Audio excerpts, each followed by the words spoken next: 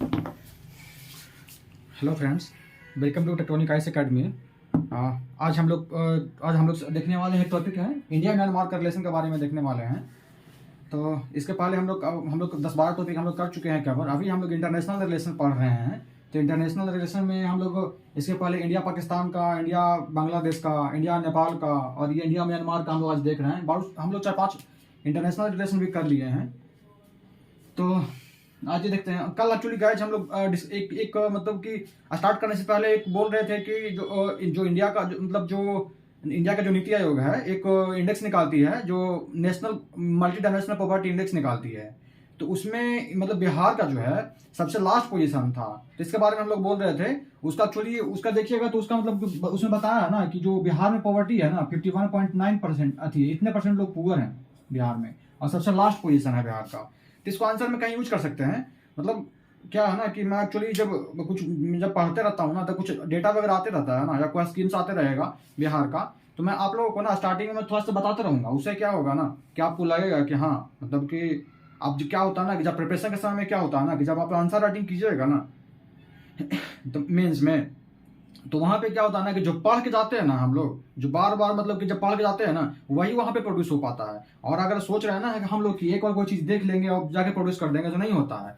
जब तक इंटरनलाइज नहीं होता है ना, जब तक एकदम अंदर से एकदम याद नहीं होगा ना, हर चीज एकदम समझा हुआ नहीं रहेगा ना, तो वहां पे जाके एग्जाम में प्रोड्यूस नहीं होता है। मेरा देखा हुआ है ऐसा कि जो चीज पढ़ के आया है ना एग्जाम में, वो प्रोड्यूस नहीं हो पा रहा है। और जो दोस्तों के साथ डिस्कस कर रहे थे, कोई ऐसे ही बैठ के, तो नहीं होता कि तंडेली करते रहते हैं बैठ करके ऐसे दोस्तों के साथ, हाँ ये हो डेवलपमेंट है, ये बेरोजगारी है, भूखमरी है, वो सब चीज वहां पे जाके प्रोड्यूस हो जाता है।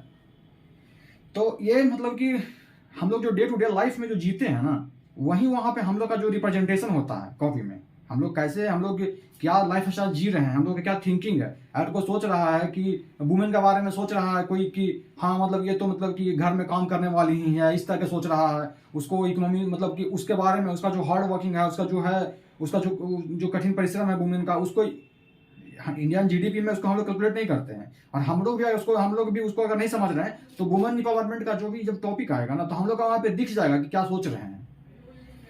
तो हम लोग को मतलब कि जो सोच है ना वही वहां पे आंसर राइटिंग में जाके प्रोड्यूस होता है। इसलिए हम लोग मतलब कि ये हम लोग मेक श्योर मतलब करें कि हम लोग जो भी पढ़ते हैं मतलब कि वो अच्छी चीज पढ़ रहे हैं, अच्छी चीज सोच रहे हैं। और हम लोग डेली कुछ ना कुछ इस तरह से टॉपिक जो पढ़ते हैं ना, जो कोई भी पॉइंट पढ़ते हैं, जैसे कि बिहार का कभी पॉवर्टी देख लिए, कभी बिहार का हंगर देख लिए, कभी बिहार का इकोनॉमिक ग्रोथ देख लिए, कभी बिहार में ट्रांसपोर्ट ग्रोथ देख लिए, कभी बिहार का इकोनॉमिक सर्वे से कुछ पॉइंट वगैरह आते रहता है कि बिहार में सिविल एविएशन का क्या स्कोप है, कितना ग्रोथ हुआ है बिहार में कनेक्टिविटी का क्या स्टेटस है, टेक्नोलॉजिकल डेवलपमेंट का बिहार में क्या स्टेटस है, अभी बिहार में फ्लड है, ड्राउट है, हमेशा आते रहता है। गवर्नमेंट क्या स्टेप ले रही है, साइंस एंड टेक्नोलॉजी कैसे उसको प्रॉब्लम को दूर कर सकता है। तो ये सब चीज दोस्तों जब मैं पढ़ते रहूंगा ना, तो मैं कुछ ना कुछ आप लोग को लाते रहूंगा, वो आप आंसर में कोट कर सकते हैं। जैसे मैं यही बता रहा हूँ कि जो ये बता रहा हूँ ना मैं कि नीति आयोग जो निकालती है ना, नीति आयोग जो निकालती है, जो एक निकालती है multi dimensional poverty index. Multi dimensional poverty index दो होता है, एक तो जो ग्लोबल लेवल वाला निकलता है, एक नेशनल वाला आता है। तो नेशनल का जो मल्टी डायमेंशनल पॉवर्टी इंडेक्स है, जो लास्ट ईयर आई थी, नवंबर में 2021 में आया था, उसमें बताया था कि बिहार जो है ना वो मोस्ट पुअर है। इसका सबसे ज्यादा पॉवर्टी इसमें है, 51.9% पुअर है। इसको बहुत लोग क्रिटिसाइज भी किए थे। उसके बाद क्या हुआ ना कि सेंट्रल गवर्नमेंट का क्रिटिसाइजेशन भी हुआ कि मतलब कि ये सब चीजों को, इंडेक्स वगैरह को पॉलिटिसाइज कर रही है। इसमें भी किसी स्टेट को मतलब कि इंटेंशनली ज्यादा खराब दिखा रही है, क्योंकि वहाँ पे गवर्नमेंट का, वहाँ पे जो पावर में जो गवर्नमेंट है उसका वहाँ पे कंट्रोल नहीं है, इस कारण से ऐसा कर रही है। हो सकता है कि डाटा सही नहीं हो, आगे पीछे हो सकता है, बट ये तो हम लोग एक्सेप्ट करना ही है कि हाँ बिहार सबसे ज्यादा पुअर है। अभी सबसे ज्यादा पुअर तो लिस्ट में तो है ही कि बिहार पुअर है। तो हम लोग को तो काम करना ही है, और ये डाटा ऐसा है जिसको कोट कर सकते हैं। तो इस तरह से दोस्तों डेली मैं कुछ ना कुछ डाटा लाता रहूंगा, जो आप डे टू डे लाइफ में कहीं भी अगर हैं, किसी से डिस्कशन कर रहे हैं, तो आप कोट कर जाएगा। कोई डिस्कशन कर रहा है ना, अगर आप बता दीजिएगा ना कि नीति आयोग के डेटा के हिसाब से इतना % पुअर है, तो सामने वाला बंदा थोड़ा सोचने बैठ जाएगा। जो टंडेली करता है ना बैठ करके आपके सामने कोई भी कुछ भी, हाँ वैसे ही, तो वो सोचने बैठ जाएगा कि हाँ बंदा का नॉलेज है, डेटा कोट कर रहा है। तो इसको आप कहीं भी कोट कर सकते हैं। आप कहीं ग्रुप डिस्कशन कर रहे हैं, कहीं कोई जॉब में जा रहे हैं, ग्रुप डिस्कशन कर रहे हैं, इंटरव्यू में कुछ भी, या बिहार का आंसर राइटिंग है, यूपीएससी बीपीएससी कोई भी आंसर राइटिंग कर रहे हैं, ऐसे लिख रहे हैं, किसी चीज का प्रिपरेशन कर रहे हैं, तो ये सब डेटा मैं डेली कुछ ना कुछ देता रहूंगा, उसको आप कोट कर सकते हैं। ठीक है ना। तो ठीक है दोस्तों, आज देखते हैं इंडिया म्यांमार का रिलेशन देख रहे हैं।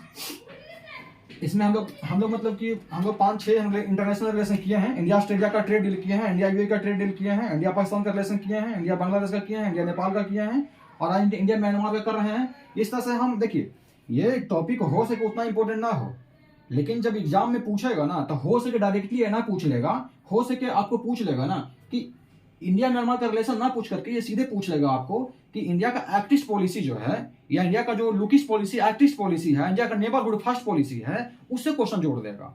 तब इंडिया का अगर इंडिया का नेबरहुड फर्स्ट पॉलिसी पूछता है या इंडिया का एक्टिस्ट पॉलिसी पूछता है तो ये सेंट्रल पिलर है। बांग्लादेश म्यांमार सब सेंट्रल पिलर है, तो उसके साथ रिलेशन पता होना ही चाहिए कि कैसा रिलेशन है, तभी तो हम उसको कर पाएंगे कि हाँ इसको यूज करके हम जो इसका रिलेशन है उसको यूज करके कैसे हम नॉर्थ ईस्ट तक पहुंच सकते हैं, कैसे हम Thailand, Vietnam, Bhutan, Thailand, Laos, Myanmar, कैसे भी यहाँ से क्या क्या बोलते हैं, इंडोनेशिया, मलेशिया, कैसे हम यहाँ तक पहुंच सकते हैं।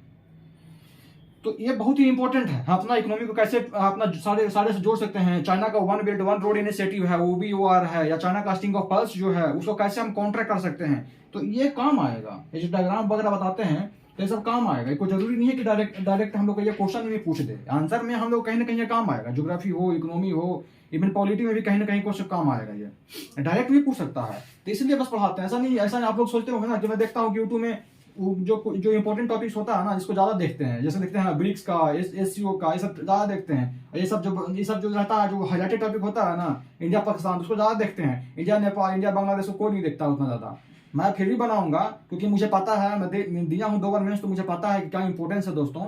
तो आप लोग भी मतलब देखिए, आप लोग भी देखिए, एटलीस्ट एक बार तो जरूर देखिए। और शॉर्ट में, इतना शॉर्ट में होता है ना कि मतलब इतना शॉर्ट में होता है ना कि आप एकदम इसको स्क्रीनशॉट लेके भी आप रख सकते हैं, रिवाइज कर सकते हैं बाद में। देखते हैं एकदम एक लाइन में होता है सितवे पोर्ट, क्योंकि पोर्ट एक लाइन में बस एक पॉइंट रहता है, तो आप इसको मिस मत कीजिएगा क्योंकि आप बहुत पछताइएगा मिस कीजिएगा। तो मेरा बात याद रखिएगा, नहीं तो फिर देखिए दोस्तों आज क्या देखते हैं। सबसे पहले इसका हिस्ट्री देखने वाले हैं। हमेशा की तरह इंट्रो है, इंट्रो खुद से लिख लीजिएगा, जैसा क्वेश्चन आएगा उसके हिसाब से इंट्रो लिख लेंगे। और इंट्रो के बाद हम लोग का इंट्रो के बाद हिस्ट्री आएगा। हिस्ट्री देखेंगे कि थोड़ा सा कैसे कैसे डेवलपमेंट हुआ है अभी तक इंडिया और म्यांमार के रिलेशन में। उसके बाद सिग्निफिकेंस देखेंगे, तो एज यूजुअल ट्रेड मतलब कि सिग्निफिकेंस देखेंगे तो मल्टी डायमेंशन में सिग्निफिकेंस देखेंगे, जैसे ट्रेड इकोनॉमी क्या है, स्ट्रेटेजी क्या इंपॉर्टेंस है, टेक्नोलॉजिकल सिग्निफिकेंस क्या है, डिफेंस कोऑपरेशन क्या है, कल्चरल है, कनेक्टिविटी है, मल्टीलेटरल पार्टनरशिप में है, ये सब देखेंगे। उसके बाद फिर चैलेंजेस देखेंगे। चैलेंजेस में एक्चुअली मैं 8 पॉइंट दे दिया हूँ, इसको एक्सप्लेन मैं खुद से कर दूंगा। और इसके बाद क्या करूंगा ना, इसके बाद वहां पे जो यहाँ पे जो मतलब कि इसके बाद जो मिलिट्री का टेक ओवर हुआ है ना, इसके बाद मिलिट्री का जो कूप हुआ है वहां पे, इसके बारे में थोड़ा सा देखेंगे कि क्योंकि क्वेश्चन इससे भी आ सकता है कि तो वहां पे म्यांमार में मिलिट्री का कूप हुआ है तो इंडिया कैसे इंपैक्टेड है उससे, और इंडिया को क्या करना चाहिए, वे फॉरवर्ड क्या होना चाहिए इंडिया का, क्योंकि इंडिया का रिलेशन अब हम लोग अलग से देखना पड़ेगा। वहां तो पहले तो डेमोक्रेटिक गवर्नमेंट था, वहां पे इलेक्टेड गवर्नमेंट था, अब तो वहां पे मिलिट्री का शासन रूल आ चुका है। तो हम लोग का क्या अपना पॉलिसी चेंज करने का जरूरत है, या क्या शिफ्ट करना, तो क्या शिफ्ट करना है पॉलिसी में, अगर नहीं करना तो मतलब कि अभी जो हम लोग का पॉलिसी चल रहा है वो कैसे सफिशिएंट है नहीं है, ये सब थोड़ा सा एनालाइज करेंगे वहां पे। तो देखते हैं हिस्ट्री में देखते हैं ना, तो ये सबको पता है ना कि वो बेसिकली जो म्यांमार है वो वहाँ पे बुद्धिज्म बहुत ज्यादा फॉलो किया जाता है, वहाँ पे बहुत ज्यादा लोग बुद्धिस्ट हैं। तो गौतम बुद्धा है ना, यहाँ से स्टार्ट करते हैं।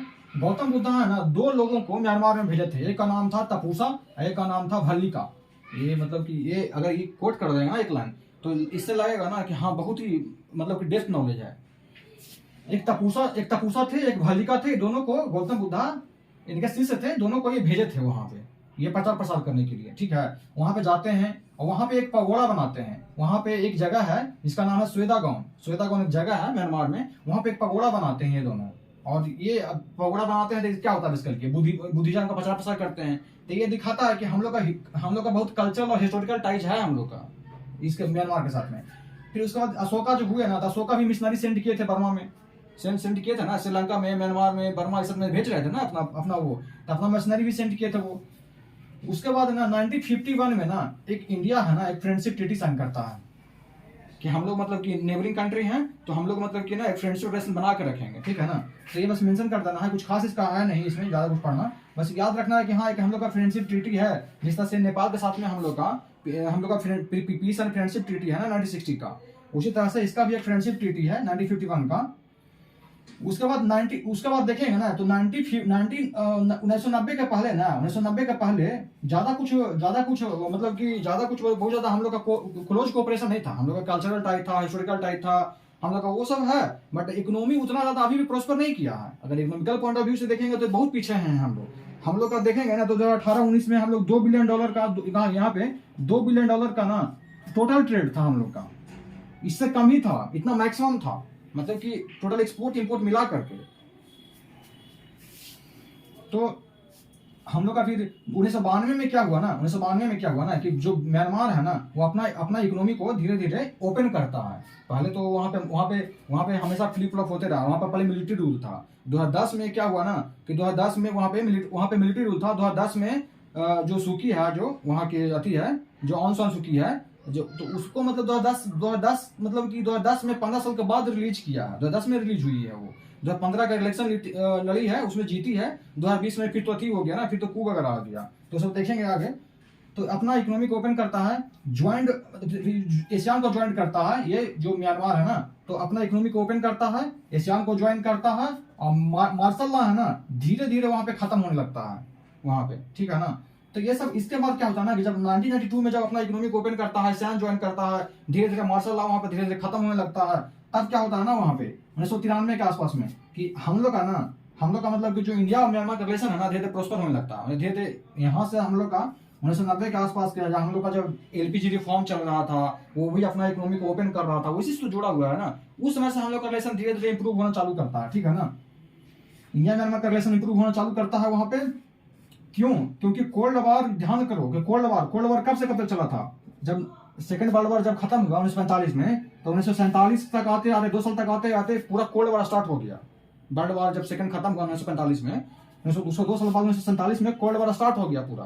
क्योंकि मतलब कि वर्ल्ड वॉर खत्म हुआ था तो उसको ट्रीटी व्रीटी में लगे हुए थे, शांति समझौता ट्रीटी वगैरह वो समय ही लगा हुआ था आदमी। 2 साल 3 साल डेवलप जब हुआ ना, टाइम हुआ ना 1947 के आसपास में ना प्रॉपर कोल्ड वॉर चालू हो गया। जब 1991 में जब रशिया का विघटन हुआ ना, सॉरी इसका मतलब कि हाँ मतलब रशिया टूट गया, सोवियत संघ टूट गया, तो ये समझो कि इसका फाइनली डिक्लेयर हो गया कि हाँ कोल्ड वॉर खत्म हो गया है। 1999 में डिक्लेयर हो गया। अभी चल रहा हो तो अलग बात है कि ये तो मल्टी मतलब अति है, मतलब अलग तरह का कोल्ड वॉर है। चाइना का यूएसए एक अलग कोल्ड वॉर चल रहा है, रशिया का एक अलग लेवल में चल रहा है। तो उस तरह का कोल्ड वॉर ना जैसे पहले चलता था। पहले पूरा वर्ल्ड 2 खेमा में बटा हुआ था, और एक था एक नॉन अलाइनमेंट मूवमेंट में जो इंडिया था, और कंट्री जो थे नॉन अलाइनमेंट मूवमेंट में थे, ठीक है ना। तो ये जो कोल्ड वॉर जो खत्म हुआ ना 1991 में जब कोल्ड वॉर खत्म हुआ, तो उसी समय से इंडिया है ना अपना लुकिस्ट पॉलिसी अपना डिक्लेयर किया, अनाउंस किया अपना, ठीक है ना।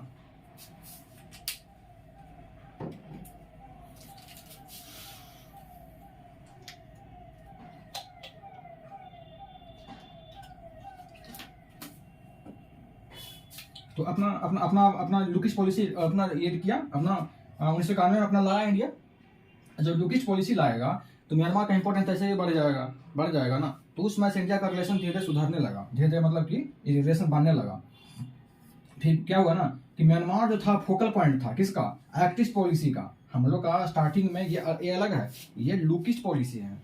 जो हम लोग का जब हम लोग का कोल्ड वॉर खत्म हुआ ना, जब हम लोग कोल्ड वॉर खत्म हुआ और इंडिया मतलब कि एलपीजी रिफॉर्म ला रहा था, उस समय ओपन ये भी अपना पॉलिसी ये भी अपना मार्केट को ओपन कर रहा था धीरे धीरे। उसमें हम लोग का रिलेशन डेवलप हुआ क्योंकि हम लोग लुकिस्ट पॉलिसी ला रहे थे, हम लोग ईस्ट की तरफ देख रहे थे अपना। फिर जब मोदी जी आए 2014 में, तो वो एक्ट ईस्ट पॉलिसी लाए कि हम ईस्ट की तरफ देखेंगे। ये लाए कहाँ पे, लॉन्च किए म्यांमार में ही जाकर लॉन्च किए अपना एक्ट ईस्ट पॉलिसी। वो कब, जब 12th एशियान समिट चल रहा था ना 2014 में, जब 12th एशियान समिट चल रहा था, तो एशिया का इंडिया के साथ अलग समिट होता है ना, मतलब कि जहाँ इंडिया जाता है समिट वगैरह में तो अलग मीटिंग होता है ना। तो इंडिया का जब एशियान के साथ मीटिंग चल रहा था ना, तो म्यांमार में ही 2014 में अपना मोदी जी लॉन्च करते हैं एक्ट ईस्ट पॉलिसी कि हम लोग को बहुत हो गया देखा देखिए, अब हम लोग को एक्शन करना पड़ेगा हम लोगों को। तो लुक ईस्ट पॉलिसी नहीं, अब एक्ट ईस्ट पॉलिसी है, ठीक है ना। उसके बाद कुछ और एग्जांपल है जो कि दिखाता है कि कैसे मतलब इंडिया इंपॉर्टेंट है म्यांमार के लिए, म्यांमार कैसे इंपॉर्टेंट है इंडिया के लिए। जैसे 2008 में क्या हुआ ना, एक साइक्लोन आया था नरगिस, बहुत ही खतरनाक साइक्लोन था, म्यांमार का बहुत ज्यादा डैमेज हुआ था, वहां पे इंडिया असिस्टेंस भेजा था। 2008 का साइक्लोन था।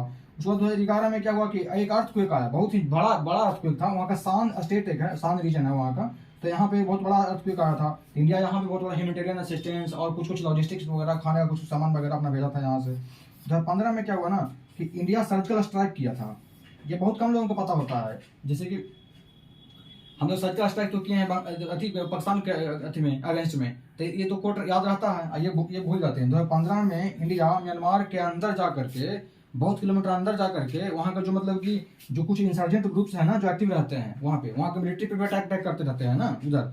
तो 2015 में इंडिया जो है, इंडिया का जो आर्मी है म्यांमार के बहुत अंदर किलोमीटर जा करके वहाँ का इंसर्जेंट ग्रुप अटैक किया था और उसमें म्यांमार कोऑपरेट किया था। तो ये किसी कंट्री के अंदर जाकर तुम सर्जिकल स्ट्राइक कर रहे हो, दूसरा कंट्री का जाकर आर्मी कर रही है, तो कंट्री के साथ अच्छा कोऑर्डिनेशन होना चाहिए। बिना सहमति के तुम चले जाओगे तो रिलेशन टेंस हो जाएगा ना।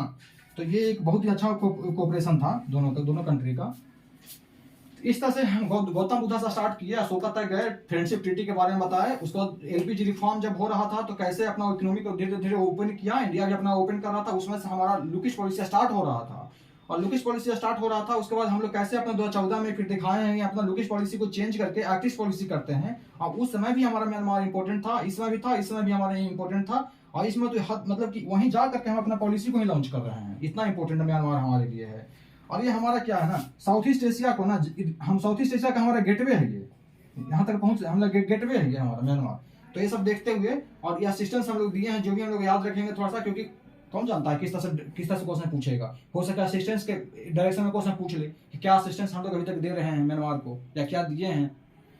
तो ये सब ये याद रखने का जरूरत है ये सब। उसका सिग्निफिकेंस देखेंगे हम।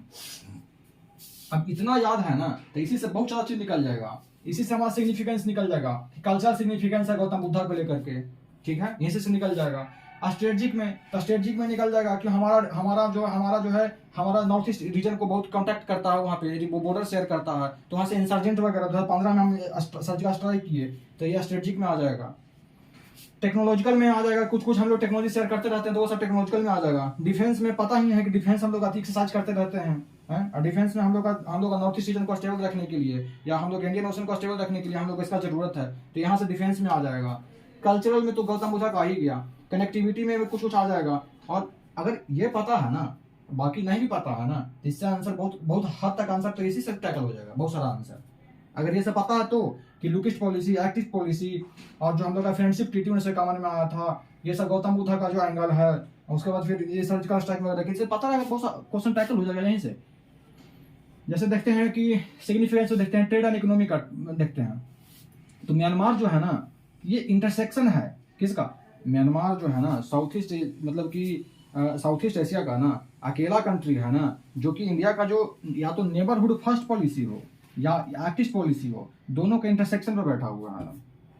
हम लोग का नेबरहुड फर्स्ट कहेंगे तो भी आता है म्यांमार, और एक्ट ईस्ट कहेंगे तो भी आता है म्यांमार। माने कि म्यांमार इतना इंपॉर्टेंट है ना हमारे लिए कि नेबरहुड फर्स्ट पॉलिसी जो इंडिया का जो है उसको सक्सेस करने लिए भी बहुत इंपॉर्टेंट है, और एक्टिव पॉलिसी के लिए भी बहुत इंपॉर्टेंट है। हम लोग का स्ट्रेटजिक के लिए भी हमारा जो बॉर्डर सेट करता है उसके लिए इंपॉर्टेंट है। कल पढ़ा रहे थे कल डायग्राम बता के पढ़ा रहे थे कि कैसे जो यहाँ से जो इंडिया वाला रीजन है, बांग्लादेश है, म्यांमार है, तो यहाँ पे मतलब कि म्यांमार वगैरह जो है, थाईलैंड है, लाओस है, कैसे यहाँ पे एक मतलब कि गोल्डन ट्रायंगल शेयर करता है। कल बता रहे थे ना कैसे गोल्डन ट्रायंगल शेयर करता है, यहाँ पे गोल्डन ट्रायंगल ये सब बता रहे थे ना। अब यहाँ पे हम नहीं लिखे हैं तो वहाँ इसको यूज नहीं कर सकते, यहाँ पे कर सकते हैं क्योंकि हर जगह डायग्राम बनाना संभव नहीं है ना, तो ये बना के दिखा सकते हो कैसे गोल्डन ट्रायंगल से मतलब शेयर करता है। तो म्यांमार हम लोग के लिए बहुत बहुत इंपॉर्टेंट ज्यादा है, लेकिन ऐसे देखोगे इकोनॉमी वगैरह का तो बहुत ही कम है, $2 बिलियन का मात्र ट्रेड है इसका।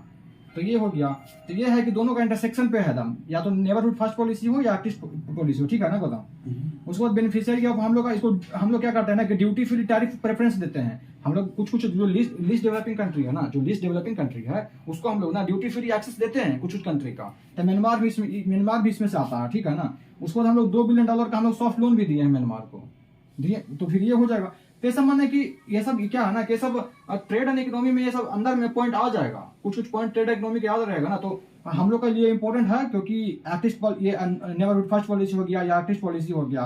हम लोग का बायलैटरल ट्रेड है, उतना नहीं है लेकिन अभी है, और उसके बाद फिर हम लोग मतलब कि उसको हम लोग अपना ट्रेड फ्री एक्सेस देते हैं, $2 बिलियन का लोन दिए हैं, तो ये सब मतलब कि एक मतलब कि उसके लिए हमारा कितना इंपॉर्टेंट है, हमारे लिए भी वो इंपॉर्टेंट है, दोनों का म्यूचुअल है।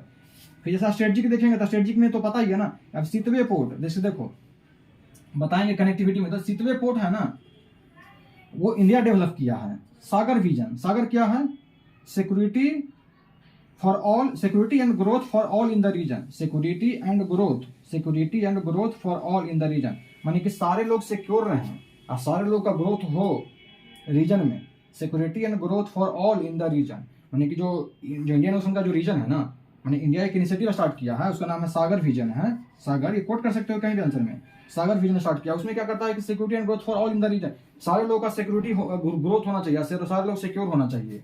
तो उसके तहत इंडिया एक पोर्ट स्टैब्लिश किया है म्यांमार में, उसका नाम है सितवे पोर्ट है, जो यहाँ पे सितवे पोर्ट है।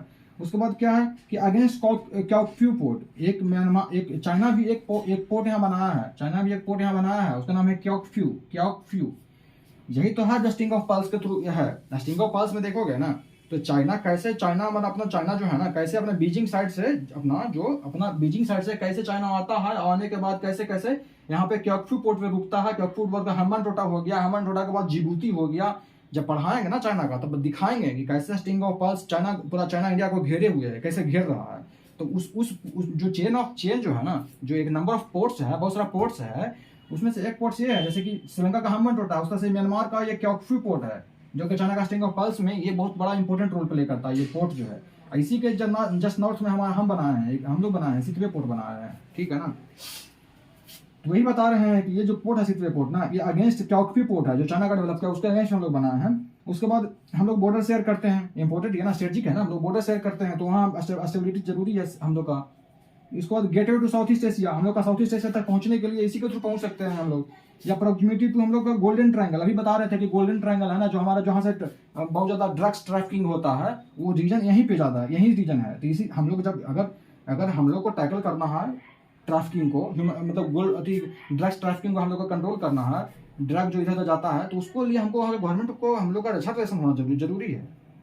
तो ये हो गया। उसको रोहिंग्या का क्राइसिस, अब रोहिंग्या का क्राइसिस एक बहुत बड़ा हेडक बन गया है, क्योंकि रोहिंग्या का क्राइसिस आएगा, अब वो लोग गरीब हैं, वो लोग गरीब हैं, तो उनको लेवर करके पैसा को दे करके खिला करके कोई गलत काम भी करवा सकता है ना उन लोगों से। कोई भी रिलीजन हो, जब पेट पर लात लगता है ना तो आदमी कुछ भी करने के लिए रेडी हो जाता है। अब बेचारा ये लोग मान लिया कि ये लोग वहाँ से भागे हुए हैं, अब गरीब हैं, अब इनको कम पैसा में कुछ पैसा दे करके गलत काम भी करवा सकते हैं ना, कुछ जो टेररिस्ट ऑर्गेनाइजेशन या कुछ कोई है इंसर्जेंट ग्रुप है, इससे कुछ करवा सकते हैं ना। तो एक हम लोग के लिए स्ट्रेटजिक है, इंपॉर्टेंस है कि हम लोग उसका अच्छा रिलेशन बना कर रखेंगे, नहीं तो इंडिया का क्राइसिस हम लोग के लिए बहुत बड़ा हेडक हो जाएगा। टेक्नोलॉजिकल सिग्निफिकेंस क्या है ये, टेक्नोलॉजिकल सिग्निफिकेंस देखेंगे तो देखेंगे कि डिजास्टर रिस्क जो मिटिगेशन है ना, उसमें हम लोग टेक्नोलॉजिकल नो हाउ बता रहे हैं, उसको टेक्नोलॉजिकल उसको हम डेवलपमेंट हम लोग दे रहे हैं कि कैसे तुम अपना टेक्नोलॉजी को डेवलप करके, अब वो अगर उसको टेक्नोलॉजी को डेवलप हम अगर उसको करने में हेल्प करते हैं उसको कि कोई भी डिजास्टर को कैसे मैनेज करना है, तो उसके लिए बेसिकली अगर वो मैनेज रहेगा तो रीजन में अस्थिरता रहेगा, रीजन स्टेबल रहेगा। तो ये सब हम दे रहे हैं टैक्स से, हम खुद भी अपना हेल्प कर रहे हैं उसको हेल्प करके। उस तरह से वहाँ पे यूनिवर्सिटी बना रहे हैं, वहाँ पे 2 यूनिवर्सिटी बना रहे हैं। एक है Myanmar institute of information technology, एक सेकंड दोस्तों,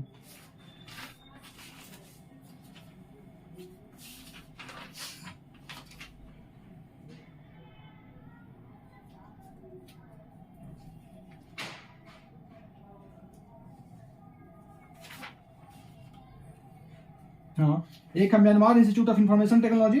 वहाँ पे एक्चुअली क्या है ना कि हम लोग अगर इंफॉर्मेशन टेक्नोलॉजी में कोई कंट्री पीछे है, इंफॉर्मेशन टेक्नोलॉजी में कोई कंट्री पीछे है और उसको हम लोग हेल्प कर रहे हैं, और वहाँ पे अगर हम लोग इस्टेब्लिश कर रहे हैं एक Myanmar institute of information technology, तो ये मतलब टेक्नोलॉजिकल डेवलपमेंट नहीं है, टेक्नोलॉजिकल डेवलपमेंट है ना। उस तरह से फिर इंडिया म्यांमार का इंडस्ट्रियल ट्रेनिंग सेंटर खुल रहा है, इंडिया म्यांमार का इंडस्ट्रियल ट्रेनिंग सेंटर, माने कि इंडस्ट्री में कैसे कैसे क्या क्या ट्रेनिंग, मिनिमम ट्रेनिंग होता है ना, तब वो सब वहाँ पे एक सेंटर खोल रहे हैं हम लोग म्यांमार में, ठीक है ना। तो ये 2 कोट कर देंगे यहाँ पे। डिफेंस में तो पता है ना कि इंडिया म्यांमार का बायलैटरल एक्सरसाइज होता है, आर्मी का होता है ना, और इंसर्जेंसी फाइट करने के लिए भी हम लोग का हेल्प करता है, बताए थे कि हम लोग को यहाँ पे सर्जिकल स्ट्राइक किया 2015 में, तो ये सब डिफेंस में भी कोट कर देंगे ये सब। उसके बाद कल्चरल में देखेंगे गौतम बुद्धा का जो बुद्धा सर्किट है ना बना रहे हैं हम, जो इंडियन गवर्नमेंट है ना क्या कर रही है ना कि वहाँ पे जो कुछ पगोड़ा है जो अभी भी मतलब कि है वहाँ पे, और इंडिया का जो बुद्धिस्ट से रिलेटेड जो प्लेसेस है, जो गौतम बुद्धा से रिलेटेड जगह है, उसको बेसिकली जोड़ रही है। उसको जोड़ने से क्या होगा कि टूरिज्म बढ़ेगा तो लोगों को इकोनॉमिक प्रोस्पेरिटी होगा ना। तो ये सब बुद्धा सर्किट बना रहे हैं तो कल्चर में आ जाएगा। फिर बुद्धा का एंगल पता है ना, बुद्धा हेरिटेज शेयर करते हैं हम लोग, मतलब कि हम लोग जो कोलोनियलिज्म का भी हम लोग शेयर करते हैं हिस्ट्री साथ में। ब्रिटिश साथ में रूल किया ना सबको। उसके बाद क्या है ना कि एक आनंदा टेम्पल एक है, जो कि बगान जगह है एक है, वहाँ पे एक आनंदा टेम्पल है जिसको इंडियन गवर्नमेंट ना रिनोवेट कर रही है। वहाँ पर एक्चुअली वो डिस्ट्रॉय हो गया है, बहुत पुराना सब टेम्पल है। तो आनंदा टेम्पल नाम बस याद रखना कि आनंदा टेम्पल एक है ना, वहाँ पर टेम्पल है जिसको इंडियन गवर्नमेंट रिनोवेट कर रही है। बहुत सारा पगोड़ा है जिसको भी बना रही है, फिर से रिनोवेट कर रही है। और उसके बाद कनेक्टिविटी में देखेंगे तो कनेक्टिविटी में दो जो प्रोजेक्ट है ना, बहुत ही मोस्ट इंपॉर्टेंट है। एक तो बहुत इंपॉर्टेंट है, उसका नाम है कालाधन मल्टी मॉडल प्रोजेक्ट। पढ़े होगे कभी पीटी की तैयारी करते होगे तो उसमें पढ़े होगे। अब यहाँ पे जब याद देख लोगे ना तो भूलोगे नहीं कभी। Kaladan multi modal project. Kaladan actually एक रिवर है, रिवर का नाम है कालादान, उसी से नाम है। मल्टी मॉडल मतलब क्या, मल्टी मोड है ये, मतलब कि सी के रूट भी है, उसमें लैंड रूट भी है, हाईवे भी है, उसमें रिवर के थ्रू भी जाते हैं। जैसे कि वाटर का जो ट्रांसपोर्टेशन होता है ना, दो तरह से होता है, एक इनलैंड होता है और एक मतलब सी में होता है। तो इनलैंड मतलब हो गया कि रिवर के थ्रू जा रहे हैं, तो इसमें रिवर वाला भी है और इसमें सी भी थ्रू भी है, सी का भी एंगल है, और इसमें रोड के थ्रू भी ट्रांसपोर्ट होता है, इसलिए इसको बोलते हैं मल्टी मॉडल। कालादान रिवर है, कालादान मल्टी मॉडल प्रोजेक्ट। देखो इंडिया का मैप समझ में आ रहा है ना, ये वाला ये है बांग्लादेश, समझ में आ रहा है ना। ये हम म्यांमार इधर, समझ में आ रहा है। ये यहाँ पे कोलकाता है, ये जो इंडिया का है, इंडिया इस तरह से है ना जी, ये कोलकाता यहाँ पे है, और ये बांग्लादेश है। बांग्लादेश ये हमारा ये म्यांमार है, ठीक है। म्यांमार के नीचे में यहाँ पे जाके सितवे पोर्ट है ना, बे ऑफ बंगाल में। और ये कोलकाता पोर्ट है। तो ये कोलकाता पोर्ट को ना सी रूट के थ्रू जोड़े हुए हैं हम लोग। यहाँ से हम लोग ट्रेवल करेंगे सी रूट के थ्रू, कोलकाता से सितवे पोर्ट, ठीक है ना। सितवे पोर्ट से ये तो बॉर्डर ये है, बॉर्डर इसका ये है, लेकिन सितवे पोर्ट से एक रिवर गई है। सितवे पोर्ट से ये यहाँ से सितवे पोर्ट पहुंच गया, सितवे पोर्ट से एक रिवर गई है, उसका नाम है कालादान रिवर, ठीक है ना। अब ये पहुंचती है कहां तक, पालेतवा तक। पालेतवा एक जगह है, सितवे से पालेतवा, कोलकाता से सीलेट को थ्रू सितवे पहुंच गए। सितवे से एक रिवर है कालादान रिवर, जिसके थ्रू हम लोग इनलैंड ट्रांसपोर्ट के थ्रू हम लोग पालेतवा तक जाते हैं, ठीक है।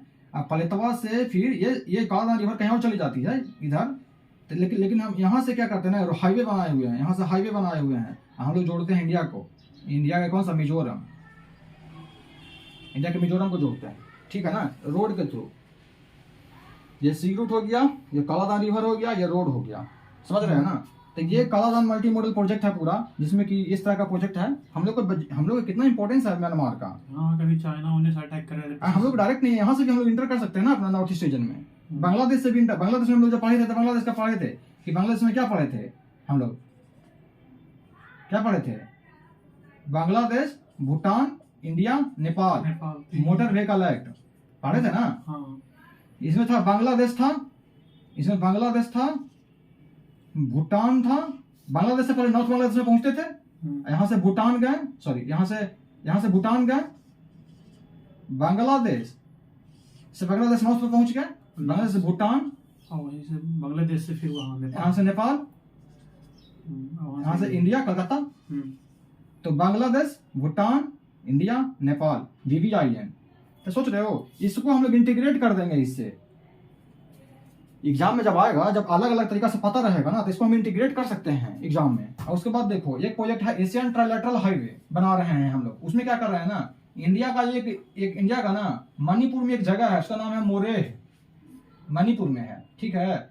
और उसके जस्ट ये साइड में बॉर्डर के म्यांमार का जगह, उसका नाम है तामू, मोरेह तामू, मोरेह से तामू, ठीक है ना। तामू से आते हैं ये थाईलैंड, म्यांमार के होते थाईलैंड आते हैं। उसका नाम है मे साउथ, MEE में SOT साउथ, मे साउथ थाईलैंड में आता है, ठीक है ना। यहाँ से नीचे आएंगे ना तो पहुंच जाएंगे यहाँ बैंकॉक, थाईलैंड का कैपिटल है। यहाँ जो है ना बीच में ये पड़ता है हमारा नैपीटा, म्यांमार का जो कैपिटल है। अब सोचो, यह मोरेह मेरा इंडिया का जो है जो मणिपुर में आता है, मोरेह से तामू पहुंच गए म्यांमार में, बॉर्डर के इस पार बॉर्डर के उस पार, मोरेह तामू, ठीक है। तामू से आगे आएंगे तो ये हाईवे पे हमारा नैपीटा पड़ता है, जो म्यांमार का जो कैपिटल है। वहां से जब आगे बढ़ते हैं तो मेसोत आता है, जो थाईलैंड का है। और वहां से नीचे आते हैं ना तो बैंकॉक पड़ता है। लेकिन जो ये हाईवे है ना, 1360 किलोमीटर का एक हाईवे बनाया गया है, अभी कंस्ट्रक्शन में भी है, ऑलमोस्ट बन ही गया है, कंस्ट्रक्शन में भी है ये। तो इसका जो यहाँ से बनाया कहाँ से गया है, 1360 किलोमीटर का जो है ना, मोरेह से मेसोत तक का है। मोरेह इंडिया से लेकर के मोरेह तामू होते होते ये मेसोत तक जाता है। इसको जोड़ने का तो इसको जोड़े हुए थाईलैंड से, इसको जोड़ेगा तो हम इसको जोड़ सकते हैं, इसको हम जोड़ सकते हैं अपना दिल्ली से भी जोड़ सकते हैं। एक बार जब जुड़ ही गया तो कहीं से जोड़ सकते हैं इसको हम। जब इंडियन रीजन में पहुंच ही गया तो इसको यहाँ से जोड़ देंगे, यहाँ से इसको भूटान होते हुए जोड़ देंगे, और नहीं जोड़ना है तो इसको बांग्लादेश होते हुए कोलकाता ले आवेंगे, फिर कोलकाता से फिर कहीं से इसको फिर दिल्ली जोड़ देंगे, फिर तो कहीं से जोड़ सकते हो इसको तुम, ठीक है ना। समझ में आ गया ना ये। उसके बाद फिर मल्टीलेटरल पार्टनरशिप है, उसमें बहुत सारे, जैसे कि बिम्स्टेक है, एशियान है, मेकांग गंगा कोऑपरेशन है। बिम्स्टेक तो पता है, एशियान भी पता है। और मल्टीलेटरल ये मेकांग गंगा कोऑपरेशन है। इसमें एक्चुअली क्या है ना कि 6 कंट्री मिल करके ना एक ग्रुप बना है, मेकांग गंगा कोऑपरेशन। इसमें इंडिया है, और इंडिया का नॉर्थ ईस्ट वाला इंडिया है, म्यांमार है, लाओस है, थाईलैंड है, और एक वियतनाम है। इंडिया का जो नॉर्थ ईस्ट में जो है ना, वो सब 6 कंट्री मिल करके एक कोऑपरेशन किए हैं। इसमें बेसिकली कुछ नहीं करते हैं, इसमें बेसिकली वो लोग ना मतलब कनेक्टिविटी की बात करते हैं, एजुकेशन की बात करते हैं, कल्चर डेवलपमेंट की बात करते हैं, टूरिज्म डेवलप करने की बात करते हैं, तो ये सब की बात करते हैं इसमें बेसिकली लोग। तो इसमें ये है मैंने इंडिया दोनों साथ में कोऑपरेट करते हैं हम लोग इसके साथ में। तो ये हो गया। अब इतना अगर पता है ना तो चैलेंज अपने आप लिखा जाएगा। चैलेंज जैसे देखो, चाइना का इन्फ्लुएंस वहाँ बढ़ रहा है ना। अभी वहाँ पे डेमोक्रेसी खत्म हुआ, जब ऑंग सान सुकी को जब वहाँ पे आर्मी वहाँ का डिटेन कर ली, वहाँ का जब हाउस अरेस्ट में कर दिया, तो चाइना का दम बहुत ही चाइना मजे में था। चाइना को लगा कि हाँ मेरे टाइप का कोई रूलर आया है चोर मुसेरे भाई अब बनेगा वहाँ पे।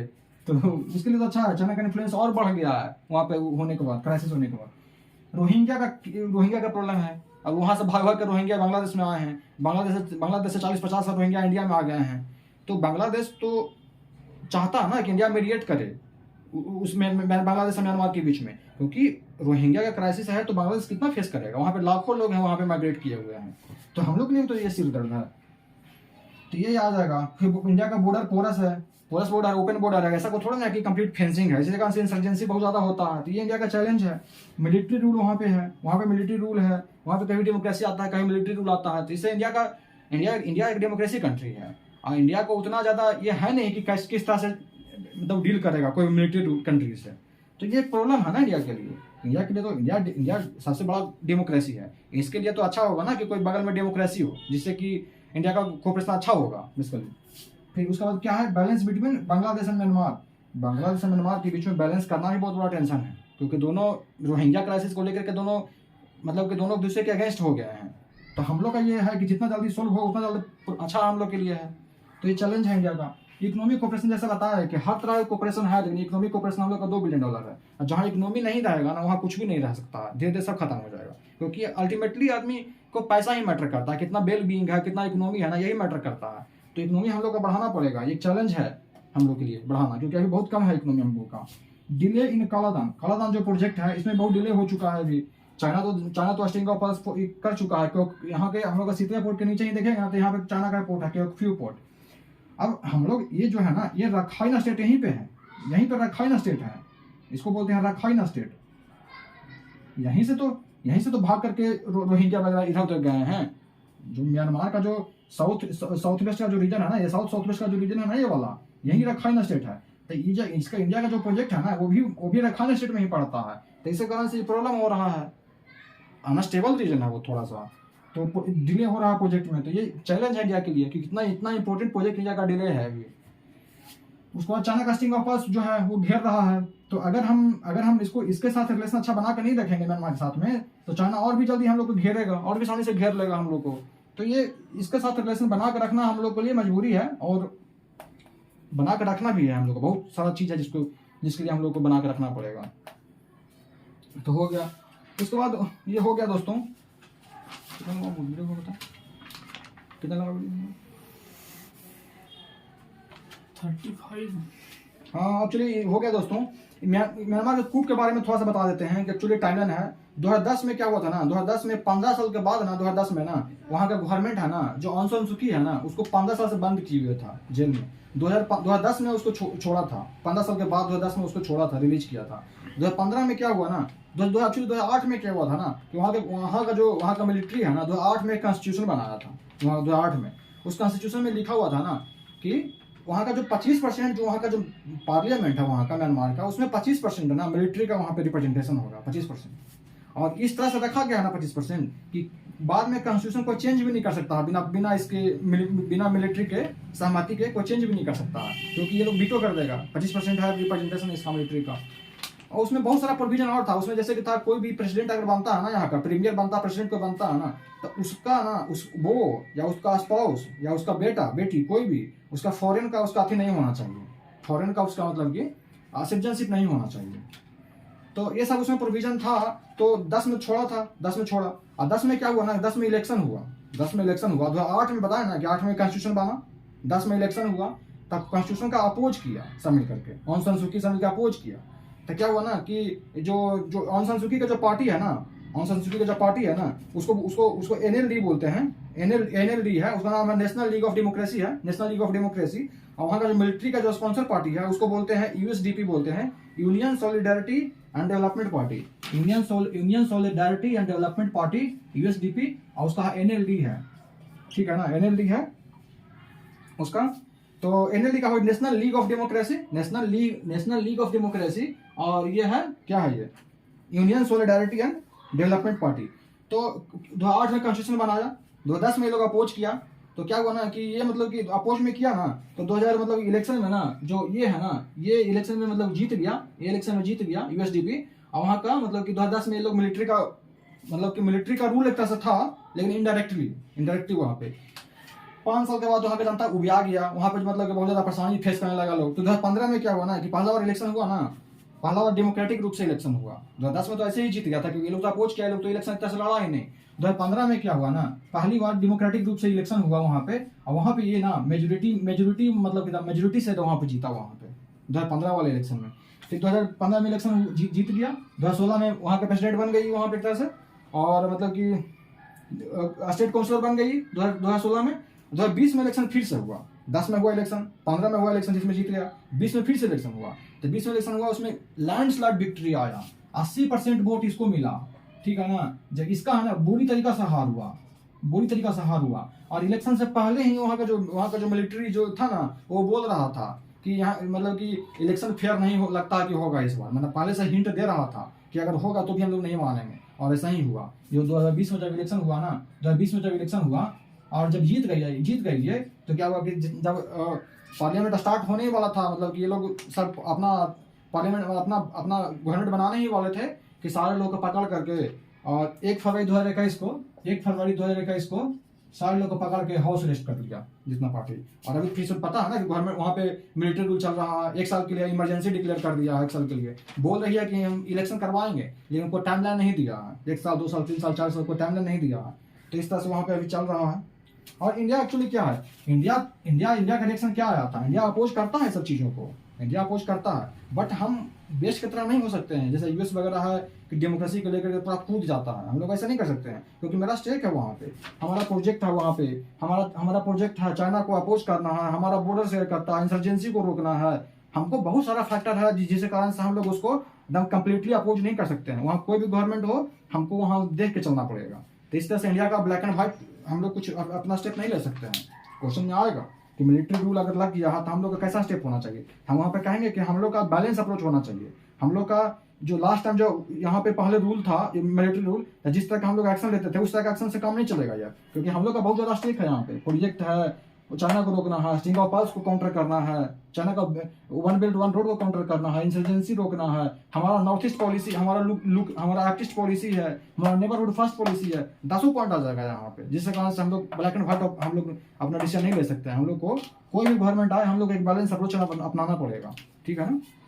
तो ठीक है दोस्तों, ये एक्चुअली ये बहुत ही लेंथी टॉपिक हो गया इसलिए ना, क्योंकि इसका तो इंटरनेशनल रिलेशन तो देखना ही था, मिलिट्री कू का ही देखना था। और मिलिट्री कू के बारे में हम भी बता भी दिए कि मिलिट्री कू हुआ है तो उसको कैसे, इंडिया का क्या स्ट्रेटजी होना चाहिए, ये इसमें लिखे नहीं है, लेकिन इतना पॉइंट से ही आपका सब आ जाएगा ना गौतम। क्योंकि चाइना का इनकॉर्पल्स हो गया, प्रोजेक्ट हो गया, यहाँ आर्टिस्ट पॉलिसी हो गया, नेबरहुड फर्स्ट पॉलिसी हो गया, ये सब को हमको देखते हुए तो हम लोग को इसका बेस बना के रखना है, ताकि हम लोग को मतलब कि कोई भी गवर्नमेंट रहे वहाँ पे, मिलिट्री का रहे चाहे जैसा भी रहे, हम लोग को एक बैलेंस अप्रोच लेना पड़ेगा ना। बस दिमाग में होना चाहिए, बस ये सब चीज़ें हो जाएगा। तो ठीक है दोस्तों, हमेशा की तरह आप लोग मेरा हौसला बढ़ाते रहिए, आप लोगों के लिए हम हौसला बढ़ाते रहेंगे, वीडियो लाते रहेंगे। तो मिलते हैं नेक्स्ट वीडियो में। Thank you.